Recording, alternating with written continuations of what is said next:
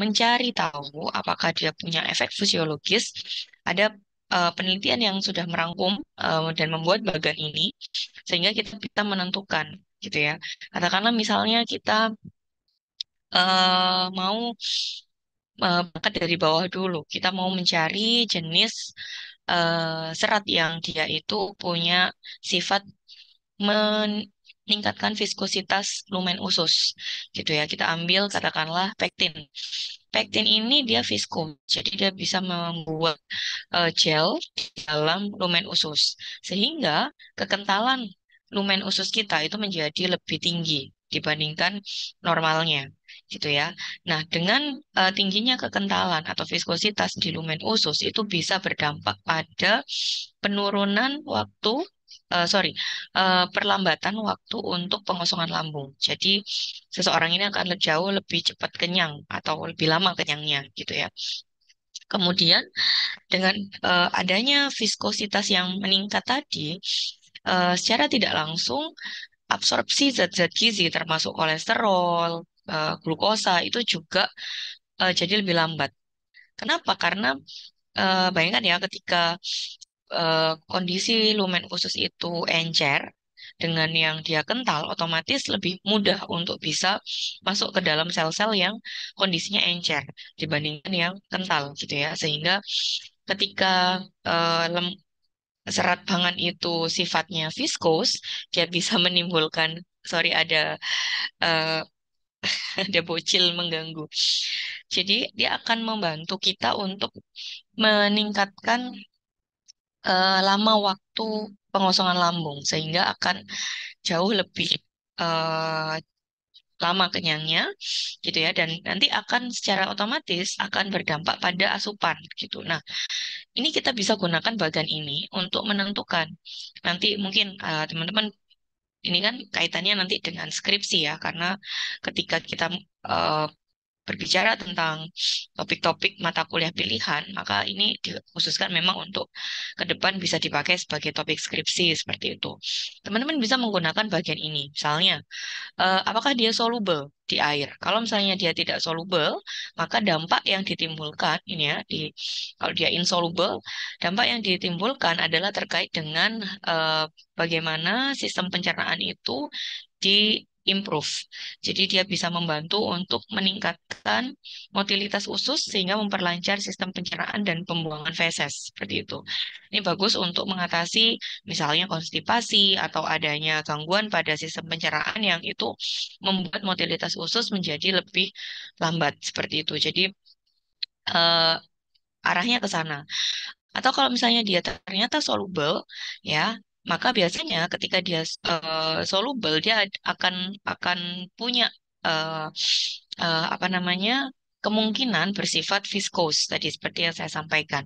Kalau dia bisa menyebabkan pembentukan gel di lumen usus, ya di sini kita sudah tahu physiological efeknya salah satunya adalah eh, pengosongan lambung menjadi lebih lambat, absorpsi zat-zat gizi juga menjadi lebih lambat seperti itu sehingga akan mengontrol beberapa zat gizi supaya tidak terlalu tinggi kadarnya di dalam darah. Tetapi kalau dia tidak bisa membentuk gel, di sini ada pilihan lain. Apakah dia bisa difermentasi oleh gut microbiota kita? Kalau dia bisa difermentasi, dia punya efek prebiotik gitu ya, di mana efek prebiotik itu nanti akan berdampak pada beberapa mekanisme aksi di dalam tubuh, yang itu juga akan memberikan efek kesehatan. Tapi kalau dia tidak bisa difermentasi, maka sifatnya si serat ini akan berdampak pada eh, pengaturan motilitas usus. Kembali lagi sama seperti insoluble fiber, seperti itu. Jadi bagan ini sebenarnya memudahkan kita untuk mencari mekanisme aksi dari setiap jenis serat gitu ya. Karena tadi kalau dia viskos eh, eh, seperti misalnya beta glukan, pektin, silum ini berarti dia punya dampak ke apa namanya tadi penurunan eh, rasa lapar atau peningkatan eh, lama waktu pengosongan lambung. Kalau dia tidak viskos, mungkin dia punya peran di fermentasi untuk gut substrat fermentasi untuk gut microbiota kita gitu ya. Seperti misalnya inulin. Inulin ini diketahui punya efek prebiotik gitu ya. Dia bisa difermentasi oleh eh, gut microbiota usus kita sehingga akan berdampak pada kesehatan juga. Nah, seperti itu. Jadi nanti akan jauh lebih mudah untuk kita mencari topik eh, atau apa ya kaitan antara bahan pangan yang mau kita unggulkan atau yang kita buat dengan pengunggulan senyawa fungsionalnya berupa serat pangan seperti itu. Nah, ini contohnya saja ya sebenarnya. Jadi penjelasan dari eh, bagan ini di breakdown menjadi tabel yang lebih eh, deskriptif seperti itu. Ini juga ini beberapa fungsi dari dietary fiber. Contohnya misalnya dia bisa meningkatkan eh, bulky dari diet gitu ya. Jadi ketika di dalam uh, sistem pencernaan dia akan membuat volumenya itu menjadi lebih besar gitu ya. Jadi karena serat pangan akan membuat pengosongan lambung itu menjadi lebih lama sehingga volume yang masih tersisa di lambung itu juga akan lebih banyak dibanding dalam waktu tertentu masih masih cukup banyak sehingga kita merasa masih cukup kenyang sehingga tidak makan lagi seperti itu. Nah, ini juga sebenarnya salah satu strategi juga ya kalau misalnya kita mau menurunkan berat badan atau ingin eh, meningkatkan apa ya rasa kenyang selama puasa, kita bisa memberikan makanan-makanan yang tinggi serat seperti ini karena pasti akan memperlama pengosongan lambung sehingga eh, kita jauh lebih kuat, kita lebih lebih lama untuk rasa kenyang seperti itu. Nah, dampak dari serat pangan ini ke kesehatan sebenarnya cukup beragam gitu ya. Kalau misalnya kita mau fokus pada efek lokalnya seperti pada usus saja, ini sudah cukup banyak. Contohnya misalnya di usus besar. eh, Serat pangan yang tidak difermentasi ini bisa membantu kita untuk meretensi cairan supaya tidak direabsorpsi oleh usus gitu ya. Karena kan sebagian besar em, kandungan bukan apa ya komposisi cairan di tubuh kita itu kan larinya ke sistem pencernaan ya kan. Tetapi nanti ketika di kolon di usus besar dia akan direabsorpsi akan diserap kembali. Nah, ketika di area absorpsi ini akan membuat konsistensi dari feses itu menjadi lebih keras.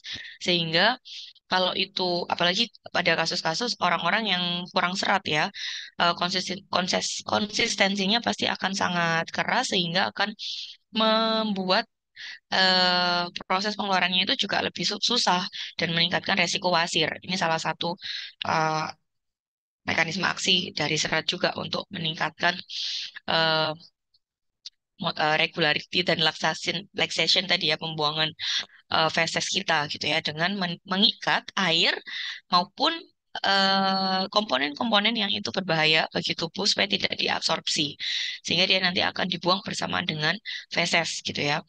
Nah, eh, serat ini juga bisa mengikat lemak gitu ya seperti yang saya sampaikan kemarin dia dia bisa membuat lemak ini tidak diabsorpsi sehingga eh, proses untuk membuat bile acid atau asam empedu ini akan diambilkan dari cadangan lemak di dalam tubuh sehingga bisa membantu tubuh kita untuk menurunkan atau mengatur kadar lemak di dalam tubuh gitu. Jadi kalau kita lihat bagaimana eh, prosesnya gitu ya, kenapa kok dia bisa menurunkan tekanan darah, menurunkan kadar lemak, membantu mengontrol glukosa darah gitu ya.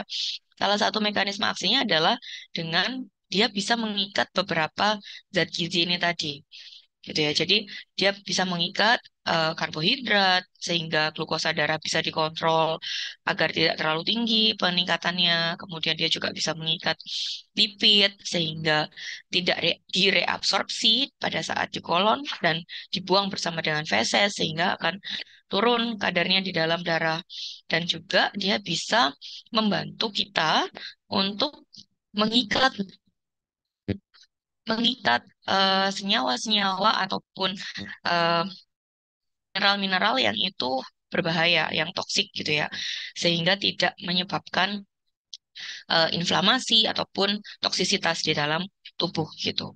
Kemudian eh, dampak dari serat yang terfermentasi ini justru jauh lebih besar lagi. Yang tidak terfermentasi saja sudah cukup banyak manfaatnya ya, apalagi yang bisa difermentasi. Salah satu mekanisme yang sering diteliti adalah kaitannya dengan pembentukan SCFA. Ada yang tahu nggak SCFA itu apa?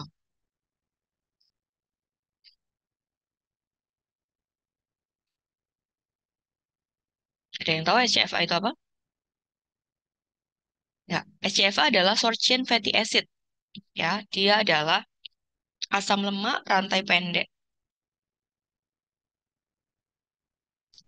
Asam lemak rantai pendek yang eh, dihasilkan pada saat kita, eh, tubuh kita, bukan tubuh kita sih sebenarnya, tapi gut microbiota di tubuh kita itu memfermentasi serat yang tidak larut air. Sorry, serat larut air gitu ya. Nah, produk fermentasinya itu adalah short chain fatty acid ini. Nah, ternyata short chain fatty acid ini menjadi salah satu zat gizi atau senyawa yang itu punya dampak besar ke metabolisme tubuh. Dan itu akhirnya em, memberikan efek sistemik ya di eh, tubuh dan berdampak pada perbaikan-perbaikan berbagai macam indikator biokimia seperti itu. Jadi eh, health effect dari serat pangan itu sangatlah beragam.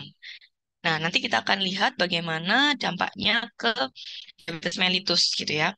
Tapi sebelum itu saya mohon izin sebentar. Mungkin saya ingin eh, minta waktu kurang lebih 5 sampai 10 menit untuk break karena saya harus memberikan sambutan. Ada kegiatan yang kebetulan bersamaan hari ini dan ini melibatkan Ilmaki, jadi saya harus memberikan sedikit sambutan gitu ya.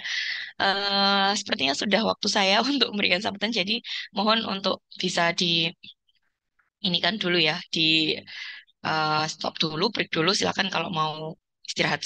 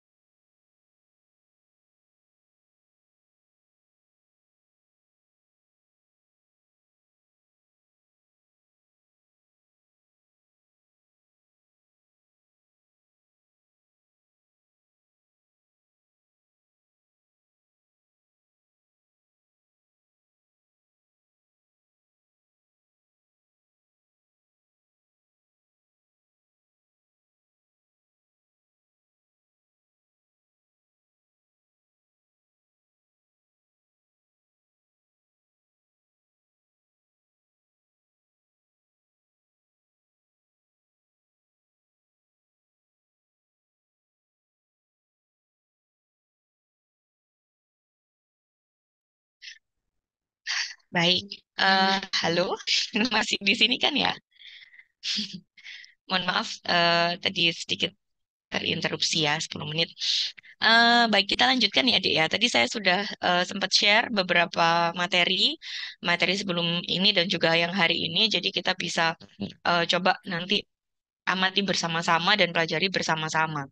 Eh, Saya lanjutkan ya terkait dengan bagaimana serat itu bisa berdampak ke kesehatan kita secara umum dan nanti kaitannya dengan diabetes mellitus itu seperti apa. Ini ada penelitian yang menarik sebenarnya. Jadi dia membandingkan antara dua jenis diet. Yang satu Western diet, yang satu Prudent diet. Prudent diet ini dia tinggi serat dan juga kaya omega 3, asam lemak omega 3 di mana em, prudent diet ini itu banyak dikonsumsi oleh masyarakat yang eh, belum terpapar Western diet gitu ya, yang mungkin di pedesaan misalnya atau yang di ya bukan masyarakat perkotaan yang cukup maju gitu ya, sehingga em, dietnya itu masih sangat alami dan beragam, tidak proses food gitu ya. Nah, ternyata setelah diteliti di sini mereka yang mengkonsumsi prudent diet, mengikuti prudent diet itu eh, kadar kadar short chain fatty acid di dalam tubuhnya ini cukup tinggi dan itu ternyata berdampak pada salah satunya adalah sekresi mukus di lumen usus. Jadi usus kita itu kan ada yang namanya eh, intestinal barrier ya, barrier untuk menjaga supaya eh, paparan dari luar itu tidak 100% masuk ke dalam tubuh. Karena salah satu organ tubuh kita yang paling banyak terpapar dengan faktor eksternal adalah sistem pencernaan. Makanya kenapa sistem pencernaan ini dilapisi oleh mukus dan juga banyak sekali peptida antimikroba yang itu bermanfaat untuk menjaga supaya kita tidak terserang penyakit-penyakit infeksi maupun toksik gitu ya. Nah, ternyata itu berbeda dengan mereka yang menjalani Western diet. Ternyata eh, mereka yang mengkonsumsi Western diet itu ketebalan mukosa ususnya itu sangatlah tipis, sehingga barier atau pertahanan dari ususnya itu sangat rendah. Jadi dia sangat sangat lemah gitu ya bariernya, dan itu berdampak pada banyak sekali masalah-masalah em, kesehatan yang lain. Jadi kalau kita lihat di sini, mereka yang mengkonsumsi prudent diet, bariernya ini berfungsi. Jadi ada apa namanya peningkatan fungsi barier sehingga ini akan manifestasinya adalah pada sistem imun tubuh si hostnya, si pasiennya gitu ya. Berbeda dengan mereka yang pertahanan ususnya itu rusak, jadi ada disfungsi, di mana disfungsi ini akan berdampak pada terjadinya inflamasi yang berkepanjangan. Dan itu ternyata ada kaitannya dengan kejadian penyakit-penyakit degeneratif. Makanya kenapa sekarang fokus kita, fokus-fokus intervensi eh, medis maupun gizi itu difokuskan pada bagaimana caranya memperbaiki kesehatan usus supaya tidak terjadi inflamasi yang bersifat kronis. Karena ternyata inflamasi yang bersifat kronis ini itu yang memicu terjadinya diabetes mellitus, resistensi insulin, kemudian ya dan juga komplikasi-komplikasi penyakit degeneratif yang lain gitu ya. Makanya dengan adanya pendekatan melalui diet itu kita bisa memperbaiki profil eh, kesehatan setiap individu. Nah, bagaimana dengan diabetes mellitus gitu kan? Diabetes mellitus ini kan tergantung ya, kita akan melihatnya tipe berapa. Nah, tapi untuk yang bisa dimodifikasi dengan diet hanya tipe 2, ya kan? Kemarin kita sudah setuju dengan itu.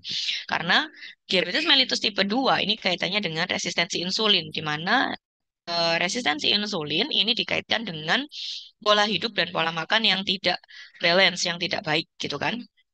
Nah, makanya kenapa mekanisme aksi kita, target sasaran kita ketika kita mau memberikan intervensi berupa senyawa fungsional itu ditargetkan untuk memperbaiki resistensi insulin.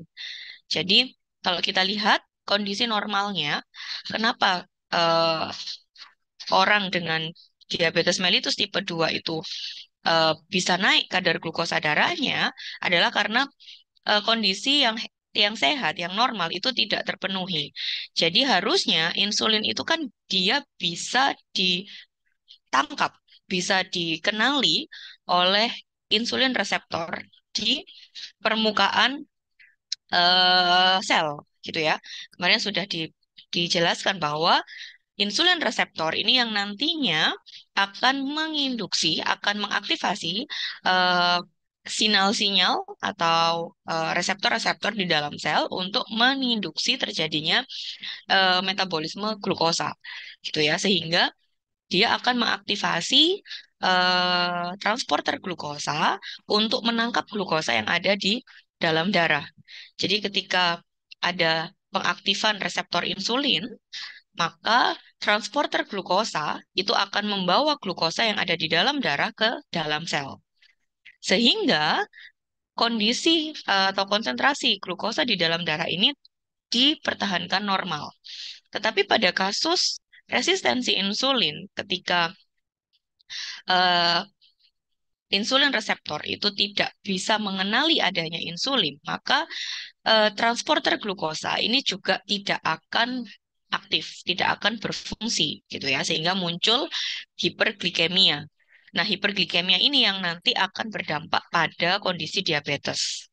Seperti itu. Jadi, kalau misalnya kita mau menangani kondisi hiperglikemia atau membantu mengontrol kadar glukosa darah pada pasien diabetes, kita harus memberikan eh, apa namanya intervensi di mana reseptor insulin ini bisa kembali aktif, bisa kembali mengenali adanya insulin sehingga insulin ini tidak resisten seperti itu, sehingga glukosa di dalam darah ini bisa masuk ke dalam sel dan akan dimanfaatkan oleh sel untuk proses-proses metabolisme seperti itu.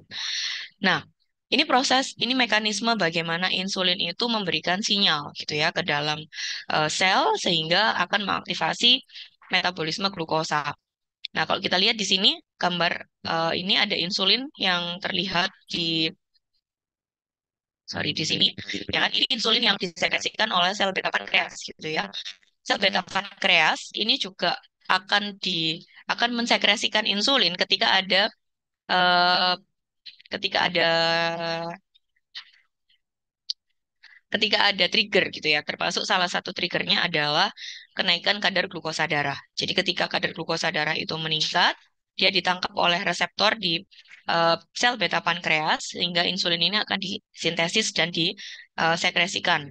Nah, insulin yang disekresikan ke pembuluh darah ini akan ditangkap oleh reseptor insulin di sel yang membutuhkan kebanyakan memang sel otot dan sel hati ya. Kalau kita lihat eh, reseptor insulin ini banyak di sel-sel otot dan juga sel hati. Nah, ketika reseptor insulin ini aktif, ya, dia akan membuat apa namanya respon. Bentar ya.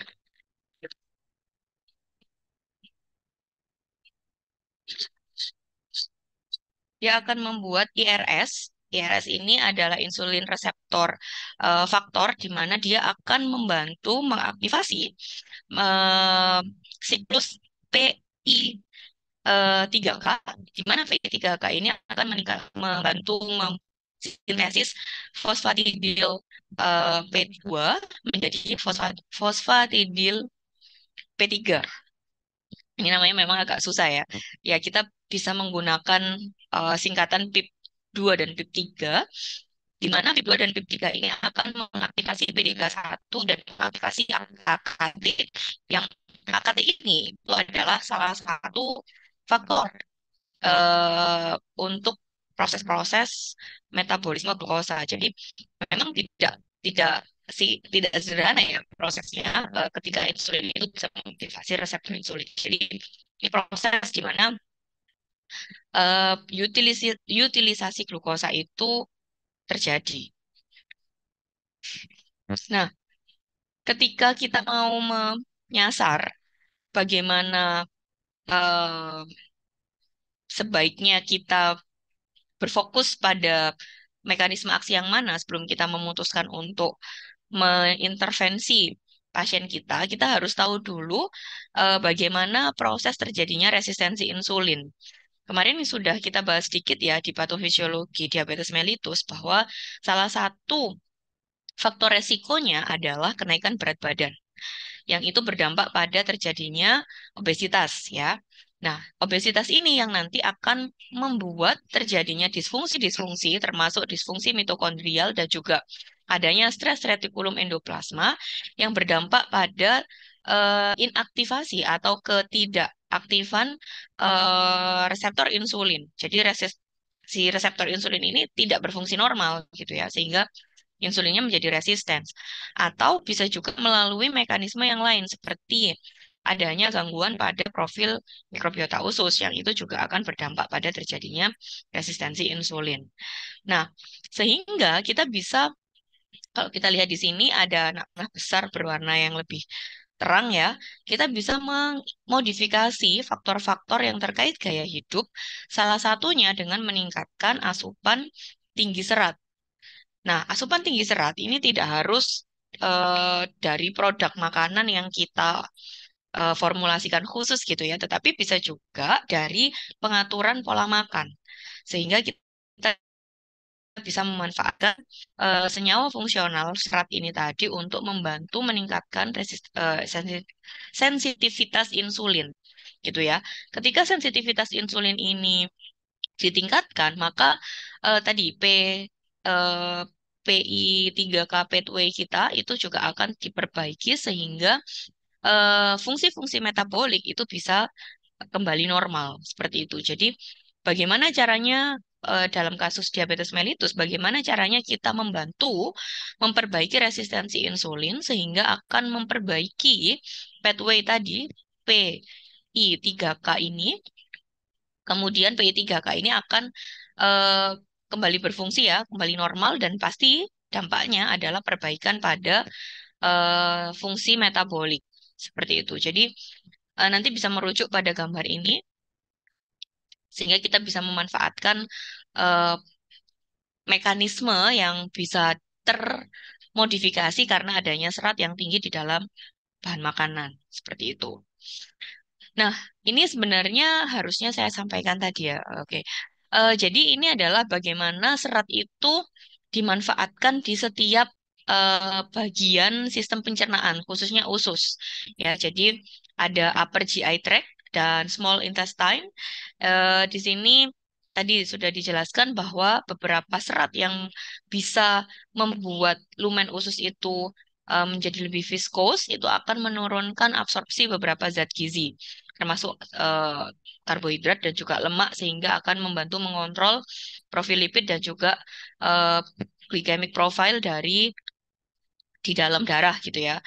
Nah, di samping itu dia juga akan meningkatkan eh, peningkatan eh, transfer tadi ya bahan makanan atau makanan yang sudah dicerna di usus kecil ke kolon gitu ya. Nah, nanti di kolon ini juga akan ada proses-proses yang terjadi, termasuk salah satunya adalah fermentasi oleh bakteri usus kita, di mana fermentasi ini akan menghasilkan yang namanya SCFA, yang itu akan berdampak atau akan membantu tubuh kita untuk memperbaiki profil-profil metabolik gitu ya. SCFA sendiri itu juga punya dampak yang sangat besar pada kontrol pH di dalam kolon.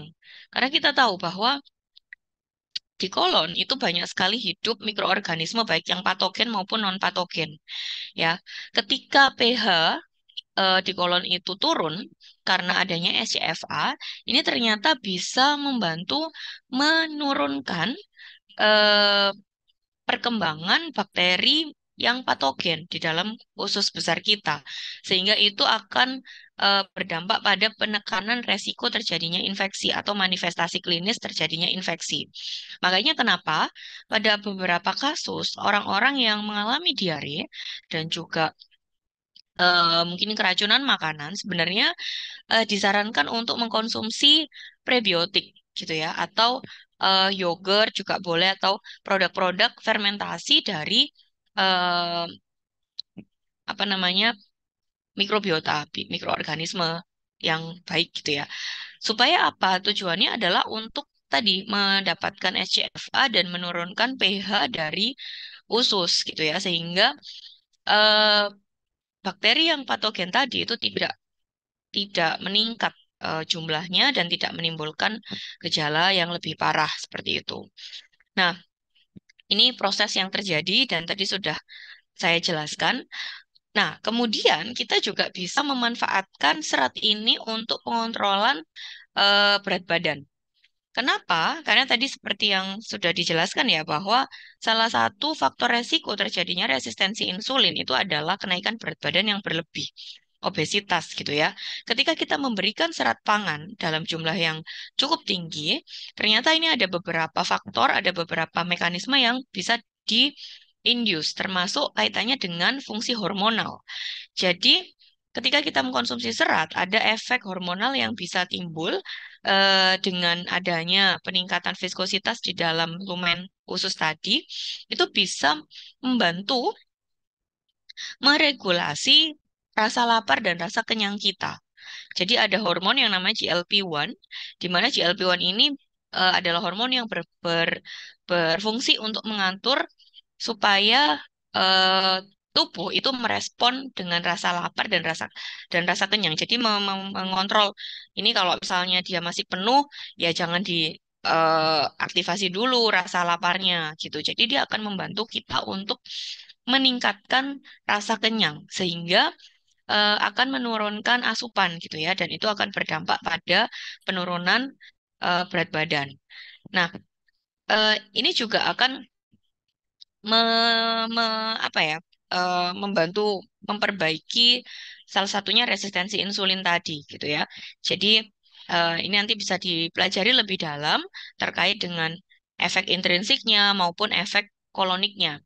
Kalau efek intrinsik ini memang kaitannya dengan eh, densitas energi yang masuk ke dalam tubuh kita. Karena tadi ya, serat pangan itu bisa membantu menurunkan zat gizi yang diabsorpsi oleh tubuh, sehingga jumlah yang masuk ke dalam tubuh kita ini lebih sedikit daripada yang kita konsumsi, karena lebih banyak yang terbuang gitu ya. Nah, dengan peningkatan retensi atau dengan penurunan absorpsi tadi secara tidak langsung, densitas energi dari bahan makanan itu juga turun gitu ya. Dan ini akan berdampak pada penggunaan energi di dalam tubuh. Artinya kalau misalnya jumlah energi yang di metabolisme itu lebih sedikit, pasti juga akan eh, membantu tubuh kita untuk mengaktifasi pemecahan-pemecahan cadangan energi, sehingga akan terjadi penurunan berat badan. Nah, terkait dengan efek kolonik ini nanti yang kita hubungkan dengan bagaimana serat pangan itu difermentasi oleh mikrobiota usus untuk menghasilkan SCFA, di mana SCFA ini nanti akan membantu penurunan produksi glukosa di hati, dan juga penurunan produksi free fatty acid di dalam darah gitu ya, sehingga akan memperbaiki sensitivitas insulin dan menurunkan berat badan pada akhirnya. Ketika sensitivitas insulin ini diperbaiki, maka pasti akan ada proses penurunan simpanan cadangan lemak seperti itu. Nah, ini bagaimana respon SCFA itu sendiri ya. Jadi kalau tadi sudah kita bahas bagaimana SCFA itu berdampak pada pengaturan resistensi insulin secara langsung melalui eh, apa namanya, kontrol atau regulasi terhadap metabolisme zat gizi. Di sini kita akan lihat bagaimana SCFA itu berdampak pada pengaturan inflamasi. Tadi dijelaskan ya bahwa diet, Western diet, itu akan memicu terjadinya inflamasi yang berkepanjangan. Di mana inflamasi yang berkepanjangan ini itu akan berdampak pada terjadinya penyakit-penyakit kronis, termasuk penyakit-penyakit degeneratif gitu ya. Nah, serat pangan melalui SCFA yang terbentuk pada saat fermentasi di kolon itu ternyata bisa menekan supaya tidak terjadi inflamasi. Inflamasi ini tidak hanya bersifat localized di usus saja, tetapi juga sistemik. Ya, jadi memang eh, salah satu bukan manifestasi ya, mekanisme aksi yang paling banyak diteliti itu adalah bagaimana SCFA ini mengontrol supaya tidak terjadi inflamasi usus. Nah, kalau tidak terjadi inflamasi, maka barier usus ini kan akan bekerja dengan baik ya secara normal sehingga tidak faktor-faktor proinflamasi itu tidak masuk ke dalam darah dan menyebabkan systemic inflammation. Jadi ditahan supaya tidak terjadi inflamasi sistemik melalui pengaturan di usus gitu ya. Tetapi ternyata SCFA ini tidak hanya bekerja secara lokal, tetapi SCFA ini bisa masuk ke dalam tubuh, kemudian dia bisa dimanfaatkan oleh sel-sel di otak, di paru-paru, di hati, dan bahkan di otot juga, dan jantung untuk proses-proses metabolisme energi. Jadi kita tahu bahwa otak kita itu kan dia hanya bisa menggunakan glukosa ya paling banyak untuk proses-proses metabolisme energinya dia. Tetapi ternyata SCFA ini juga bisa dimanfaatkan oleh otak kita untuk membantu meningkatkan metabolisme energi yang itu akhirnya berdampak pada penekanan inflamasi sehingga akan ya efeknya sistemik seperti itu. Jadi dengan adanya SCFA ini sitokin proinflamasi dan juga respon-respon inflamasi itu bisa ditekan sehingga tidak terjadi secara berkepanjangan gitu ya. Nah, ketika tidak terjadi berkepanjangan, maka ini akan secara otomatis berdampak pada perbaikan resistensi insulin. Dia akan mengimprove sensitivitas insulin sehingga eh, hiperglikemia itu bisa ditekan, bisa diputus, bisa dikontrol, istilahnya seperti itu. Nah, ada penelitian yang membandingkan ketika seseorang atau pasien ini itu diberikan hanya serat yang soluble dan hanya serat yang insoluble. Ternyata yang menarik adalah insoluble fiber itu memberikan hasil yang lebih konsisten dibandingkan soluble fiber. Insoluble fiber ini ternyata punya dampak yang konsisten untuk menurunkan resiko terjadinya diabetes mellitus tipe 2. Nah, sementara soluble fiber ini tidak ada efek yang konsisten. Jadi antar penelitian itu hasilnya berbeda-beda. Ada yang positif, ada juga yang tidak berdampak seperti itu. Tetapi kedua jenis serat ini, ketika kedua jenis serat ini gabung gitu ya, diberikan secara bersamaan, dia punya shared effect yang itu jauh lebih baik. Artinya apa? Ketika kita mau menyusun atau membuat formulasi makanan, sebaiknya kita juga perhatikan berapa sih soluble fiber yang kita tambahkan dan insoluble fiber di dalam produk kita, sehingga kita akan mendapatkan efek yang jauh lebih optimal. Karena kalau misalnya kita hanya mengambil salah satu jenis saja, pasti dampaknya tidak akan semaksimal ketika kita menggabungkan serat pangan secara eh, apa ya, secara kompleks gitu ya. Jadi nggak hanya inulin saja, tapi juga mungkin dari serat yang tidak larut air yang lain seperti itu. Nah, tadi juga dijelaskan bahwa serat itu tidak hanya yang tidak larut air dan larut air saja, tetapi ada juga jenis serat yang disebut sebagai pati resisten. Mungkin sudah pernah dengar ya terkait pati resisten ini. Dia adalah pati, dia polisakarida yang apa namanya eh, tidak tidak apa ya tidak bisa di eh, cerna oleh tubuh dan ternyata itu punya dampak yang bagus untuk eh, metabolisme dan juga fungsi fisiologis tubuh. Tadi sudah dijelaskan secara singkat ya terkait bagaimana mekanisme aksinya. Sampai sini apakah ada pertanyaan?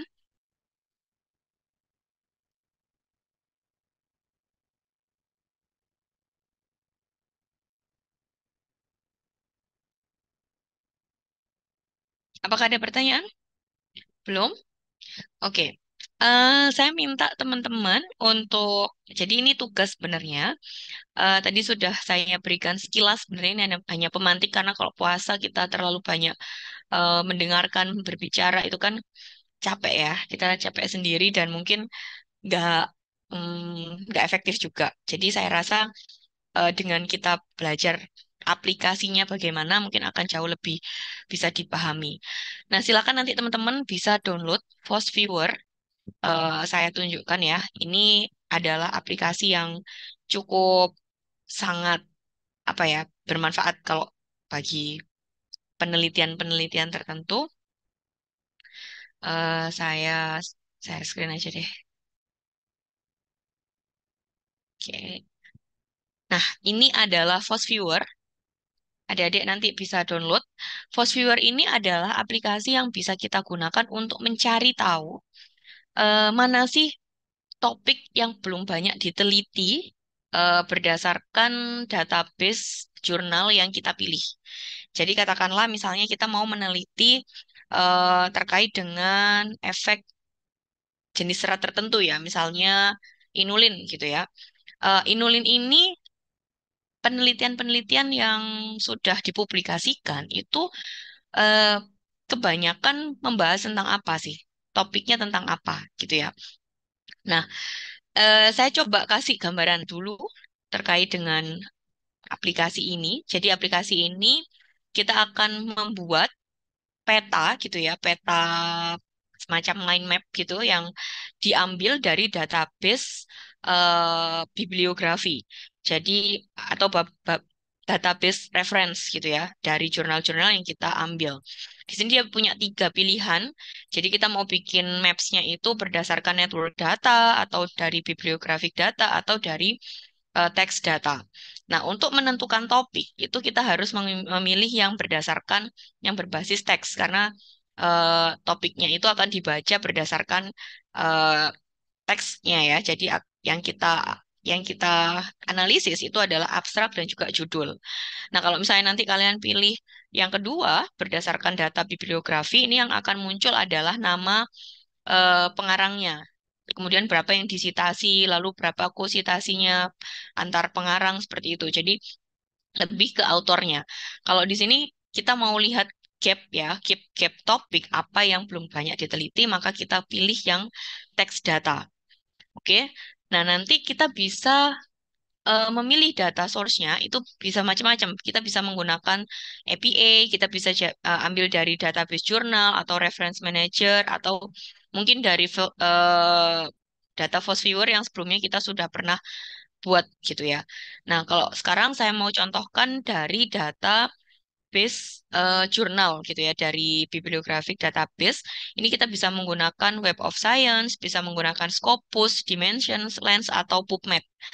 PubMed ini yang menurut saya lebih cocok karena kalau kita mau meneliti terkait dengan bidang kesehatan gitu ya, salah satu database yang cukup lengkap itu adalah PubMed. Jadi mungkin nanti teman-teman bisa memilih PubMed untuk eh, source-nya gitu ya. Nah, selanjutnya nanti kita pilih filenya. Jadi sebelum kita masuk ke aplikasi ini, sebenarnya kita harus cari dulu datanya. Jadi kita buat database-nya dulu. Oke, saya terus aja di sini. Kita harus masuk dulu ke database-nya. Misalnya tadi kita pilih PubMed gitu ya. Kita ambil topik apa? Mungkin inulin. Sekarang saya coba untuk inulin. eh, kita masukkan. Nah, di sini kalau kita lihat di eh, webnya, itu ada 12.910 paper yang membahas tentang inulin.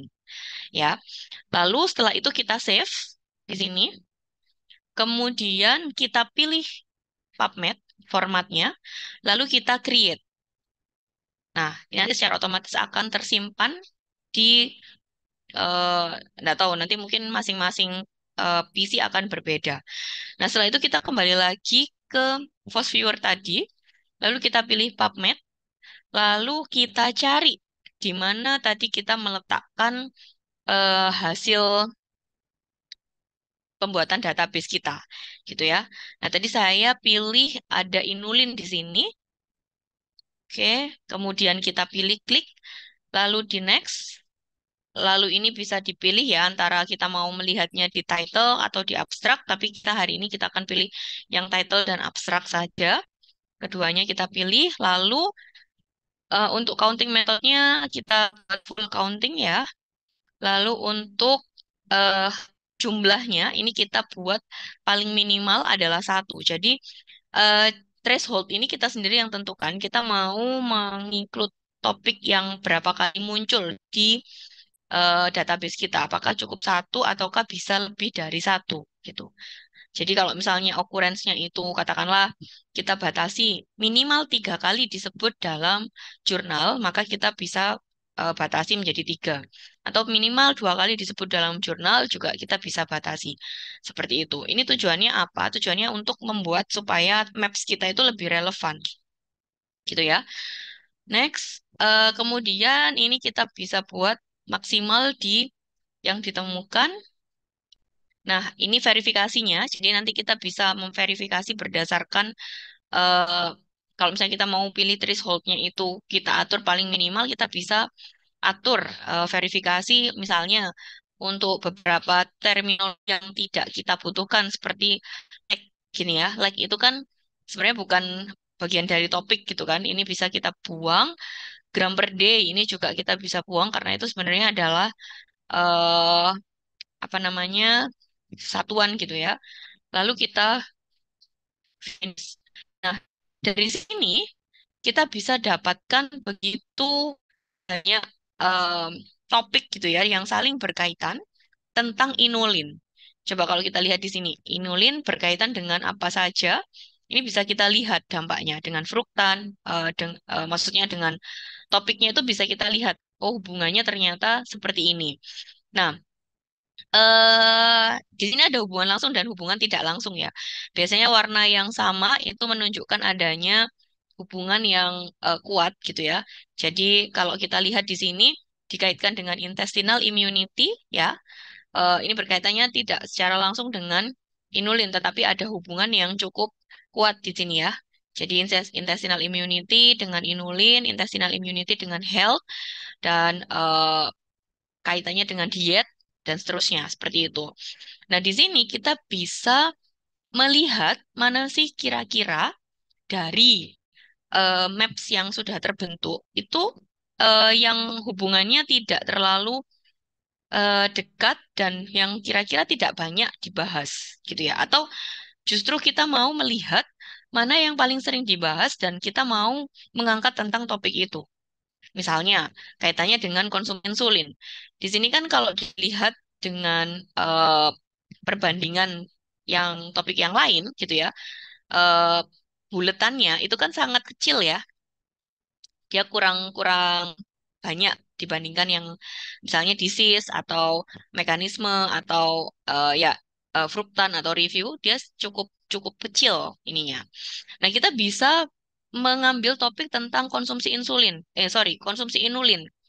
Apakah di masyarakat sudah cukup aware dengan konsumsi inulin ini, gitu ya. Kemudian kita bisa kaitkan dengan bagaimana respon terhadap inulin suplementasi inulin di masyarakat. Misalnya seperti itu. Jadi ini kita bisa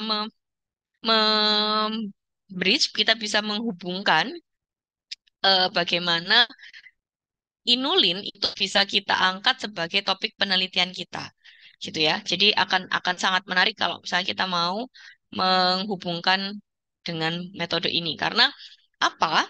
Karena akhirnya topik penelitian kita itu eh, bisa dikatakan evidence base-nya kuat gitu loh. Jadi kalian tidak perlu membaca banyak paper untuk menyimpulkan hasil ini. Kalian cukup membuat maps ini, kemudian bisa menyimpulkan bahwa oh berdasarkan database yang saya temukan di PubMed, ternyata kita bisa menghubungkan bahwa inulin ini penelitian-penelitian yang terkait inulin ini bisa dikaitkan dengan intestinal immunity, dengan functional food, dengan ya eh, apa namanya insulin inulin transcription factor dan seterusnya gitu. Jadi, nah, kalau kita lihat di sini, petanya itu kan terklaster menjadi empat warna ya. Merah, kuning, biru, dan hijau. Artinya topiknya itu cukup terklaster gitu loh. Jadi masing-masing itu ada kaitannya tersendiri. Misalnya intestinal immunity itu berkaitan dengan disease, dengan metabolit gitu ya. Tetapi metabolit tidak berhubungan langsung dengan apa namanya functional food, tidak berhubungan langsung dengan ya seperti itu. Jadi kita bisa memahami gapnya itu dengan melihat pada maps ini. Oke, nah silakan nanti teman-teman membuat eh, maps ini berdasarkan topik yang teman-teman suka atau yang teman-teman mau angkat dalam skripsinya teman-teman nanti. Lalu buat kesimpulan dari hasil analisis itu. Jadi, apa yang kalian temukan? Oh, di sini saya menemukan gap antara inulin dengan intestinal inflammation, Bu. Saya mau mengkaji lebih dalam terkait itu. Nah, kesimpulannya harus didukung dengan evidence ya. Maksudnya dengan alasan yang jelas kenapa kok mau mengangkat topik itu berdasarkan eh, data yang sudah dibuat gitu ya. Nah, ini nanti silakan dikumpulkan sebelum pertemuan kita di minggu depan.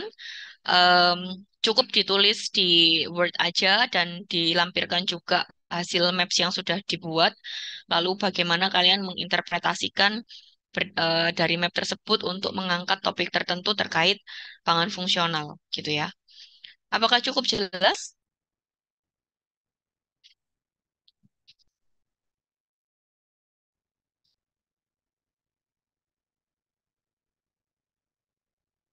Jelas, Ibu. Cukup jelas? Oke, baik. Baik, kalau cukup jelas, saya rasa teman-teman bisa mencoba untuk belajar tentang Fosviewer ini.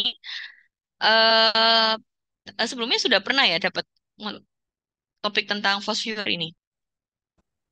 Belum. Oke, belum ya. Berarti ini bisa mungkin pelan-pelan bisa dipelajari, nggak harus em, benar dulu. Nanti akan kita bahas pada saat kita membuat em, tugas yang terkait dengan artikel gitu ya. Oke, baik. Saya rasa itu yang bisa saya sampaikan. Apakah ada diskusi atau ada pertanyaan terkait topik yang kita bahas hari ini?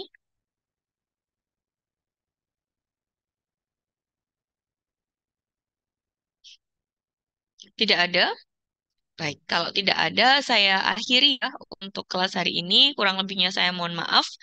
Wassalamualaikum warahmatullahi wabarakatuh.